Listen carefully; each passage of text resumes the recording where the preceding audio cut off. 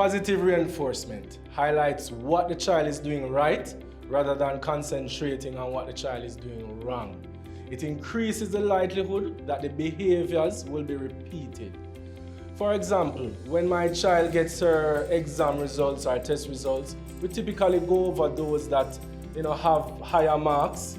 We have a little celebration about it, a cheer her on, and then we go on to those papers that may have lower marks and try to find out where we made a mistake or where she made a mistake, and then that typically sets a platform for us going forward. As fathers, try and engage in activities you know your child enjoys and excels in, as these give them the most opportunity for positive reinforcement.